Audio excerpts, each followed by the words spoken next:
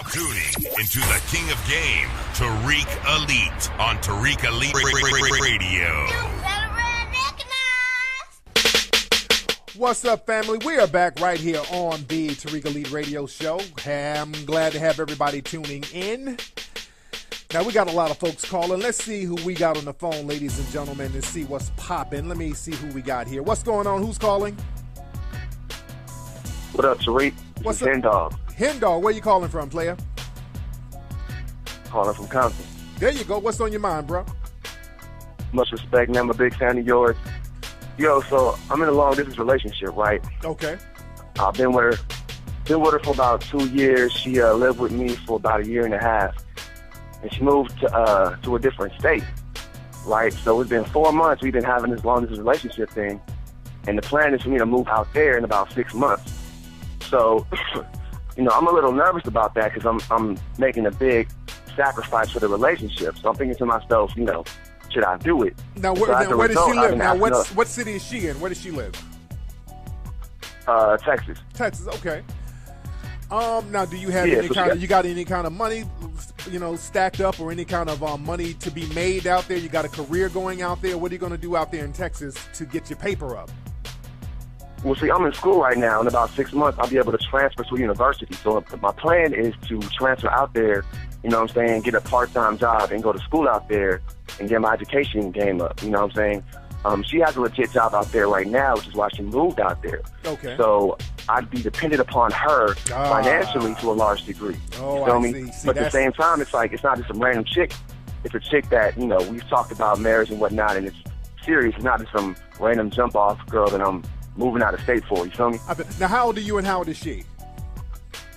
I'm 26. She's about 31. Okay. 5-year difference. Okay. My thing is this, man. When you start getting dependent on these females, man, dudes be saying shit like, yeah, I'm just going to be dependent on her temporarily until I get it together. And then what's going to happen, man? You might end up getting on her and getting real lazy with your shit because dudes get real comfortable with that. And you don't want to break out of that, and then she's going to get resentful, and then you're going to end up being a dusty nigga. So you got to be very careful about that.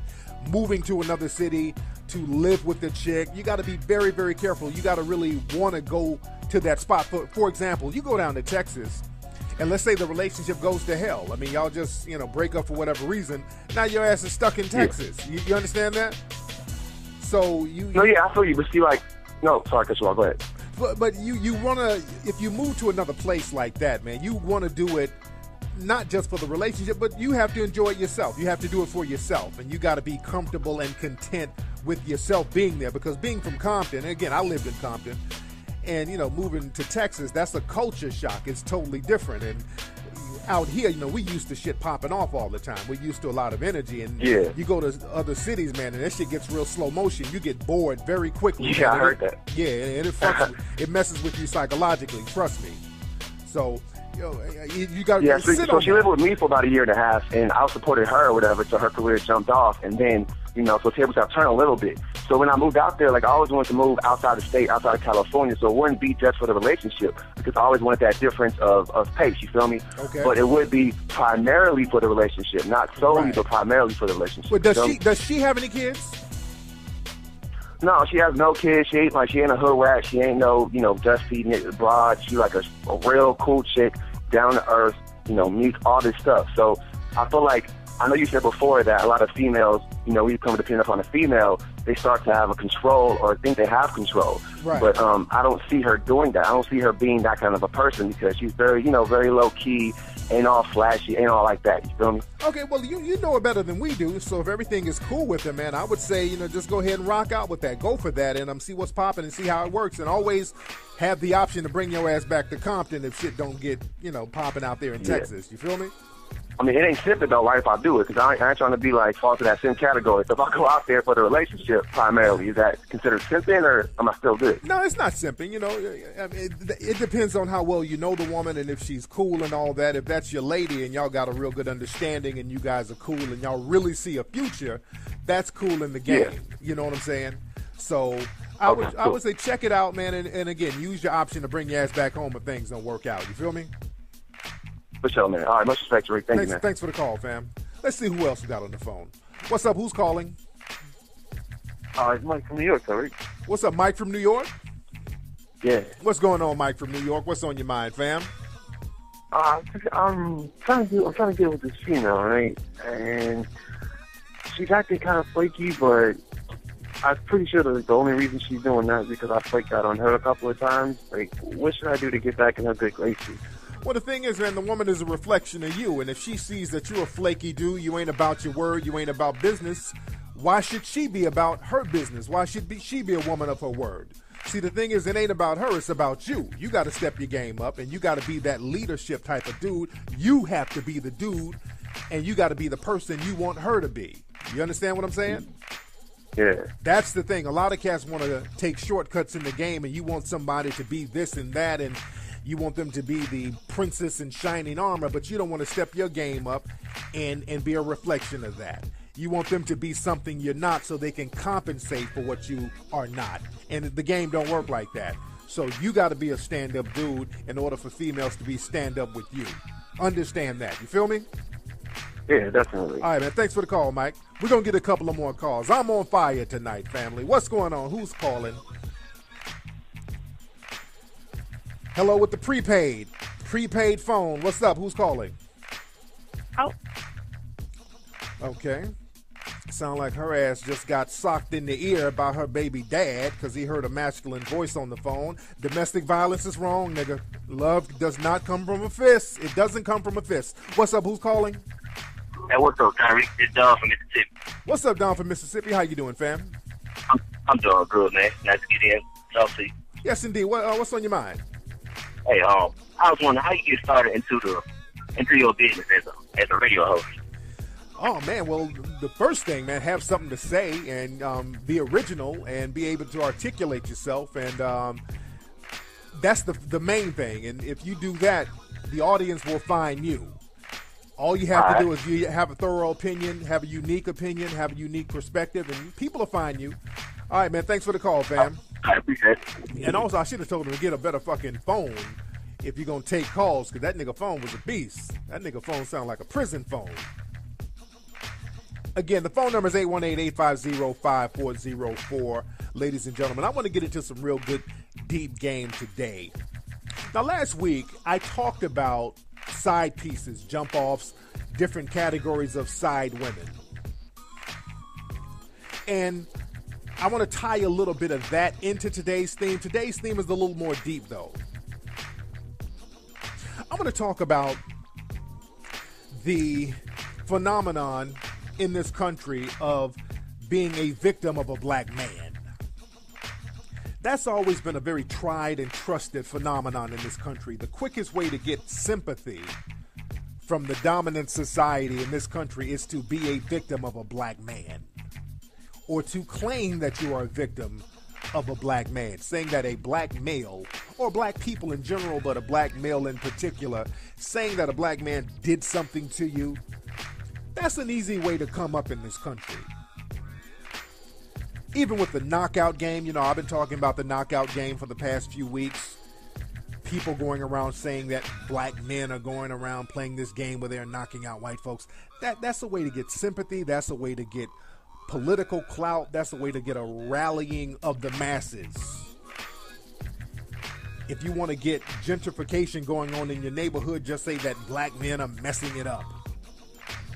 You get sympathy very quickly being a victim or being a perceived victim of a black man. Saying that a black man kidnapped you. We've seen several stories in the media where people make up stories like that. People said, black man drowned my babies, black man killed my wife, and we found out that people were lying. Even in the knockout game situation, there was a white lady who said black dudes punched her in the eye, and they found out that it was her boyfriend who actually punched her in the eye, a white guy. But again, she knew about the blame the black man phenomenon, and you can be a victim of that, and you can get all types of sympathy. I talked about on Ustream, there was a case of a skateboarder down in Miami. I think it was in Miami or Fort Lauderdale, where the skateboarder was all bruised up and beat up, and he went and told the media that some black dudes jumped him and robbed him. And he got hundreds of thousands of dollars in donations. He got all types of sympathy from the people down there in Florida. But what happened? They ended up finding a surveillance tape, and what happened was he was skateboarding in a parking structure. This son of a bitch fell and busted his ass. That's how he got his injuries. So again, the victim of a black man phenomenon, people know that they can milk that. And that phenomenon is getting deep. It's always been deep, but it's getting deeper. It's a way to get sympathy very quickly. And everybody's in on it, by the way. Let's not get it twisted. There's some people in the black community who want to be in on it. A lot of the black feminists try to get in on it. They try to blame the black man for all of this stuff. But the thing is, unfortunately for them, the dominant society doesn't give them any sympathy, because the dominant society looks at them as being just as inferior, if not more inferior, than black males. That's the perception of the dominant society. So when a lot of black feminists try to play the black man did something to me, the whole victim hustle, nobody's really feeling sympathy for them. But others in the dominant society, you can quickly get sympathy for you by playing the victim of a black man game. The most recent case is a guy named Arian Foster, football player down in Texas. Now, he had a situation. He's a married guy. I think he's married to a white chick already. He's married to a white lady, and he had him another white female side piece. He had a 20-year-old white blonde chick who was his side piece.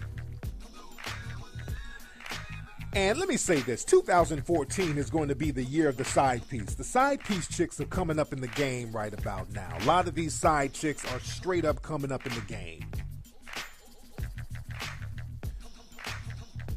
I talked about that last week. Dwayne Wade, he had a side piece who had a baby. Ludacris, his side piece had a baby. So, again, these side piece chicks are coming up. And again, a lot of you dudes got to step up to the 2014 game. A lot of you dudes are using that 2010, 2011 game. And it's not working right now. The game evolves. The game evolves every 5 years. Everything evolves, family. Rap music evolves. Like a rap music from 5 years ago. It's not the same as a rap song now. Clothes evolve. Slang evolve. Social networking evolves. Everything evolves, and technology evolves. So don't think that game and the way we have to interact with one another, don't think that that doesn't evolve. And it evolves for the better or the worse. And a lot of things that were looked down upon back in the day are kind of praised today. Back in the day, if a woman was messing with a married dude, she kept it on the low. He kept it on the low, because for a woman to come out saying she was messing with a married dude, that's kind of shameful on her part. Like, hey, you know what you were doing. Are you a home wrecker? They had names for them. They called them home wreckers and all types of stuff. So there was a negative stigma for that. But now, this day and age, you allow these women to play the victim role, especially if they're dealing with a black male. Understand, when you're dealing with a black male, that's your get out of blame free card. You can play your victim card when you're dealing with a black male. That's all. I was talking on Ustream about hustling. On Ustream this past Sunday, and I was talking about how black folks, if you hustle in the hustle world, you're not supposed to hustle with white folks. And this is not to disparage white people, but white people are snitches, especially if they do any kind of street business with a black person. You're their get out of jail free card. They're always going to snitch on you. You never hustle with white folks. You're going to be the get out of jail free card. And if you do, you deal with them, you just got to be very weary of dealing with them on a street level. Because if you do dirt, they know that they can just say you made them do it. They pull the whole Patty Hearst thing. And I talked about Patty Hearst on my show before. There was this lady, this very wealthy white lady in the 1970s, part of the Hearst publishing empire. She started hanging out with these black nationalists, and they were robbing banks and getting food and taking food and money to the hood. When everybody got caught, her ass used the brainwash defense. She was like, hey, them niggas brainwashed me. I didn't know what I was doing. So she flipped. And people do that. When they have the option to do something, people are going to utilize their options. That's just human nature. Good or bad, right or wrong, I'm just telling you about people's options. When they have options, They utilize the options they have. So you have to understand that. But the thing is, like I said, things that were applicable years ago, things that were looked down upon years ago, might not be applicable or might not be looked down upon now. They might be praised now. And again, back to this Arian Foster situation. He's a young African-American brother. I think he's like 27 years old. Had him a little 20-year-old white girl side piece. And he made a lot of mistakes in the game. And again, let me explain the situation. Right now, she's pregnant. She came up pregnant. She's doing interviews with the dry crying. She's doing the whole fake crying, fake tears. I mean, she should get a Golden Globe Award. And some of the language she's using those white supremacist buzzwords, like he was threatening me to get an abortion. He was harassing me to get an abortion.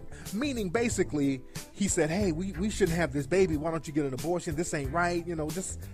I'm married. I'm married. This is going to mess up my family. This is going to mess up my career. Why don't you get an abortion? So she has flipped that to say, well, he's threatening me to get an abortion. See, those keywords, those buzzwords, keeps her in victim mode. You have to understand the game. He's harassing me to get an abortion. See, those are victim terms. See, a lot of cats think that if you get a side piece and who's a white chick, that's going to be your sanctuary. That's going to be your out. And a lot of times that's not going to be your out, because a lot of the white girls are in on the take too. So you got to be very careful who you deal with on all levels. The game is different. Back in the day, you can have if you're a rich black dude, you get your white girl side piece. She keep her mouth shut. Everything is cool. Again, the game is evolving now. Some of these white girls are turning coat on you. A lot of these white girls will take one for the team, because people in the dominant society know, okay, they'll let her be the sacrificial lamb, but when she gets her foot in the door, we can all eat off this nigga's plate. When you're dealing with a rich brother, they'll let a white girl be the sacrificial lamb. She get her hooks in you, then the lawyers eat, her family eat, his family. I mean, everybody's going to eat off you. So you got to be very cognizant of what's going on in the game. And hopefully this brother gets it together, Arian Foster. And he made another mistake. And I won't say it's a mistake, because it can go either way. And let me explain. See, when you have brothers out here who are balling, you got to be very careful of all the women you deal with, because women have angles, and they can get at your paper directly from certain angles. You feel me? And I'm talking about direct paper. I ain't talking about women who will fuck you and then try to get on Love and Hip Hop. That's them just trying to ride off some fumes. They're trying to build their own name off yours, and they're trying to get a parallel income off your name. See, that's the black girl hustle, by the way. That's one of the black girls' hustles. But the thing is, the angle for them to try to get directly at your paper, there's a few angles they can go at. Now, black females, when they see a brother who's balling, black females can only utilize one angle. That's the pregnancy angle. That's really the only way they can get some paper, because they can't use any other angle unless they get married. And a lot of dudes, they got all types of prenups and all types of they got all types of prenups for that. But the black girl hustle is the pregnancy angle. That's their angle. The white girls, when they're trying to get at a balling dude, there's generally 3 different angles they can use that will be supported by a system. Well, one angle is the pregnancy hustle. That's one angle. Rarely used. A lot of white girls don't use the pregnancy hustle with brothers who are balling like that, because they can utilize their other angles. And I'm talking about women who are trying to just get their come up on. I ain't talking about women who are like, okay, let me marry this guy and invest in him. No, that's different. I'm talking about women who are trying to get their little scandalous hustle on, trying to get their side piece comeuppance on. Like I said, one is the pregnancy hustle. The second one is the emotional manipulation hustle. They can say, well, I was dating such and such athlete, and I thought he loved me, and he emotionally manipulated me. I felt so betrayed. That's the angle that those women used on Tiger Woods. That's the angle they used on Tiger Woods, because Tiger Woods was, he had him a couple of white little side pieces, and when they found out they can get some paper, Gloria Allred came along and told them about the emotional distress hustle, and they all said, okay, I was emotionally distressed, and I think he might have had to break a little bread to keep him silent. Some of them. And the third angle they can use is always the rape angle. They can always use that rape angle. They can, Kobe Bryant, that happened with Kobe. That Kate Faber chick out there in Colorado, she used the rape hustle. It didn't work. And there was another athlete. What's his name? I mentioned him on the show. I can't think of his name. His name is on the tip of my tongue. Young guy, another white girl tried to use the rape angle on him. But that didn't work because they had pictures together. And that's what I was going to say about Arian Foster. The thing is, with the pictures can go one way or another. And I talked about this on Instagram. A lot of times, fellas, when you have your side piece chick, you shouldn't be taking too many cupcaking pictures with them. Because a lot of them will use that and say, well, hey, look, we were in love. Look at us. We're all taking pictures together. I thought we were in love. Because they keep those pictures and they use that as leverage later on down the line. Now, it can go another way too, because a lot of times if women are going to use the whole rape angle and you don't have pictures, you might be in another predicament. Because they can say, oh, I was walking along by myself and this nigga came and raped me. Oh, I didn't know he was a multimillionaire. And if you say, hey, well, look, I got pictures of me and her together, that destroys her argument. And that's what happened with that other football player. I can't think of this brother's name. It's on the tip of my tongue. But y'all might know who I'm talking about. Guys who are into sports. Y'all know who I'm talking about. So the thing is, you got to be very wary. You got to make a clear assessment of some of these women you're dealing with to find out what angle they could potentially utilize against you. Always look at it from that perspective. Because we want to wish for the best. We want to hope for the best when we interact with people, even if we have a little side piece. But always think, what angle could she use just in case she decided to break bad? Think in those terms. Because a lot of guys don't think in those terms. You think that everything is going to be hunky-dory. You think everything is going to be smooth sailing. Your ego makes you think that everybody likes you. And sometimes people can turn on you and break bad. And you have to understand and know how to protect yourself just in case they decide to break bad. You understand that? But again, the black man did something to me, the victim of a black man hustle, that's the way to come up. That's how Kim Kardashian came up. That's exactly how Kim Kardashian came up with the whole sex tape. I was in love. Ray J was my boyfriend. I didn't know that he was going to put our sex tape out. I didn't know. It was that whole, I'm a victim of the sex tape. I didn't know. I thought this was an intimate moment between me and Ray J, which was bullshit, but that's the public perception and it worked for her. So again, it's a major come up to be the victim of a black man. That's why I said, man, on last week's show, sometimes, man, it's better to get you a front door hoe. Somebody who's coming in the door, letting you know she's a hoe. I'm a hoe, here's my price, let's get it popping. Sometimes it's easier for that. I've been saying that the game has evolved to a certain degree. Because see, the front door hoe can't really use the victim hustle. Because you hoeing, that's a lifestyle choice. You choose to be in that lifestyle. So if somebody breaks bread and hit it, you can't say, oh, I'm a victim. Nobody's going to buy that. So that eliminates the victim hustle. Now, women in the game do, on a side note, they do try to use the victim hustle when hoeing is popping off, because they can just say, well, a black pimp made me a hoe. But when women become a certain age and they're out here renegade hoeing, doing it on their own, that victim hustle don't work no more. Because a lot of females are out here renegading, and if you ain't with the pimp no more, you can't say this pimp is making me do it, and if you ain't with him, you can't use that no more. So this game can go all types of different ways. You just have to understand all the angles, especially if you're a black man. You really have to understand all the angles that's out here. Let's get a couple more calls. What's going on? Who's calling? What else, Rick? I called earlier, man. I had a follow-up question I didn't get a chance to ask you. Go ahead, fam. I don't want to filibuster the whole radio show, but yeah, I don't know if you can give me some tips on some long-distance relationship issues or whatever. Not issues, but just the situation itself, because I feel like the distance has brought about some simple behaviors at times, as far as me texting or calling too much. You know, I was never like that when she was out here, but the distance has brought forth some of these like other things I've never really experienced before, as far as that's understandable. When you're away from somebody, even if I'm away from my lady a few days, we miss each other, so I can understand that. There's nothing wrong with that. You missing the person that you have an intimate relationship with. That's cool in the game. But what kind of simplest behavior do you think you've gotten into with her? Well, it was like, I talked to her, she was like, you calling and texting and talking about like the relationship way too much, as far as how she feels about the relationship. She said that? Well, like, 'cause I'm always asking her questions like, do you have doubts about me going out there, and how do you feel about me, and all this other stuff. 'Cause I'm making a big sacrifice by me going out there.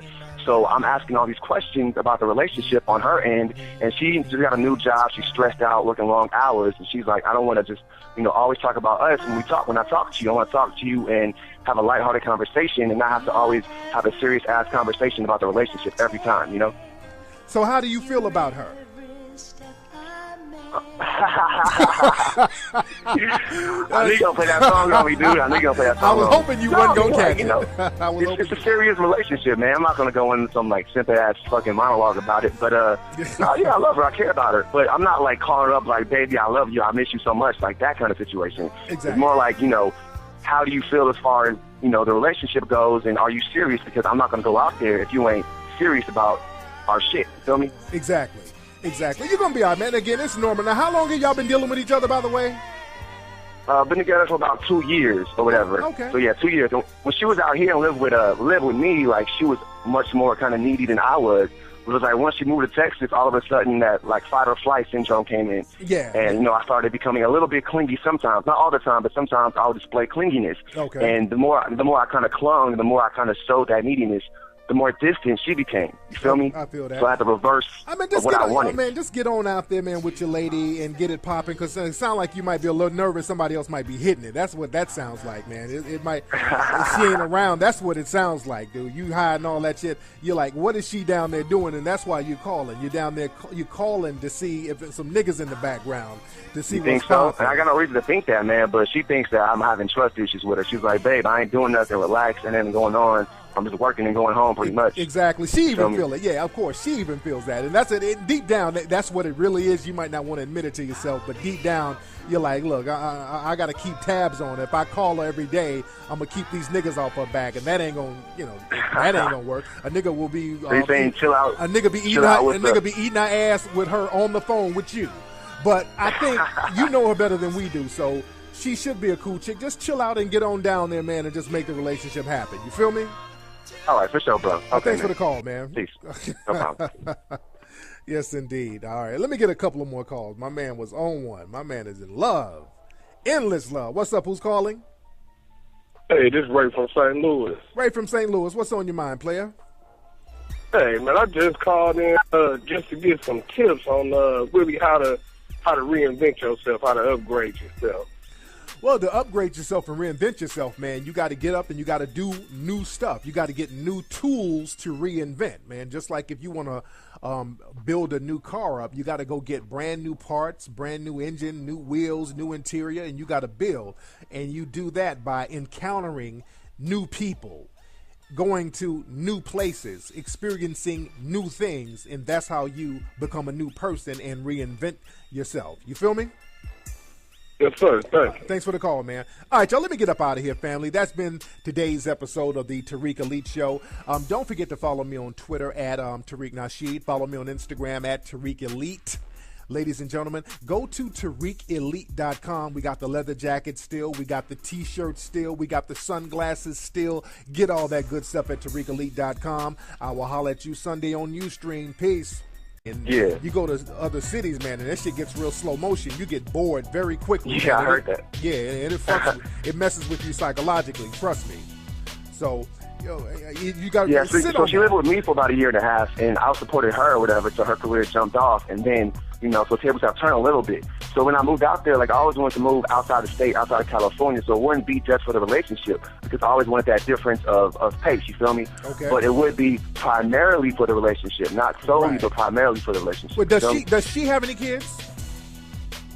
No, she has no kids. She ain't a hood rat. She ain't no, dusty broad. She like a real cool chick, down to earth, meet all this stuff. So I feel like, I know you said before that a lot of females, we become dependent upon a female, they start to have a control or think they have control. Right. But I don't see her doing that. I don't see her being that kind of a person because she's very, very low key, ain't all flashy, ain't all like that. You feel me? Okay, well, you know it better than we do, so if everything is cool with her, man, I would say, just go ahead and rock out with that. Go be saying shit like, yeah, I'm just going to be dependent on her temporarily until I get it together, and then what's going to happen, man? You might end up getting on her and getting real lazy with your shit because dudes get real comfortable with that, and you don't want to break out of that, and then she's going to get resentful, and then you're going to end up being a dusty nigga, so you got to be very careful about that. Moving to another city to live with the chick, you got to be very, very careful. You got to really want to go to that spot. For example, you go down to Texas, and let's say the relationship goes to hell. I mean, y'all just, break up for whatever reason. Now your ass is stuck in Texas. Yeah. You understand that? So No, yeah, I feel you, but see, no, sorry, cut you off, go ahead.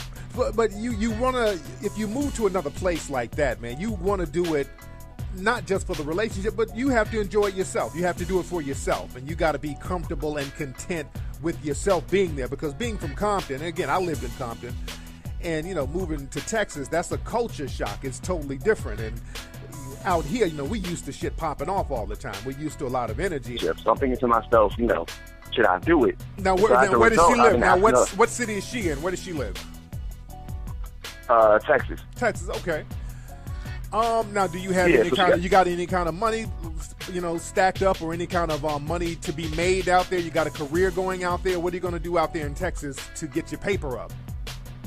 Well, see, I'm in school right now. In about 6 months, I'll be able to transfer to a university. So my plan is to transfer out there, get a part-time job and go to school out there and get my education game up. She has a legit job out there right now, which is why she moved out there. Okay. So I'd be dependent upon her financially to a large degree. Oh, you feel I me? see. But at the same time, it's like, it's not just some random chick. It's a chick that, we've talked about marriage and whatnot, and it's serious. It's not just some random jump-off girl that I'm moving out of state for. You feel me? Now, how old are you and how old is she? I'm 26. She's about 31. Okay. 5-year difference. Oh, okay. My thing is this, man. When you start getting dependent on these females, man, dudes put that in them, see what's popping and see how it works, and always have the option to bring your ass back to Compton if shit don't get, popping out there in Texas. You feel me? I mean, it ain't simping though, right, if I do it, because I ain't trying to be fall to that sim category. So if I go out there for the relationship primarily, is that considered simping, or am I still good? No, it's not simping. I mean, it depends on how well you know the woman and if she's cool and all that. If that's your lady and y'all got a real good understanding and you guys are cool and y'all really see a future, that's cool in the game. Yeah. You know what I'm saying?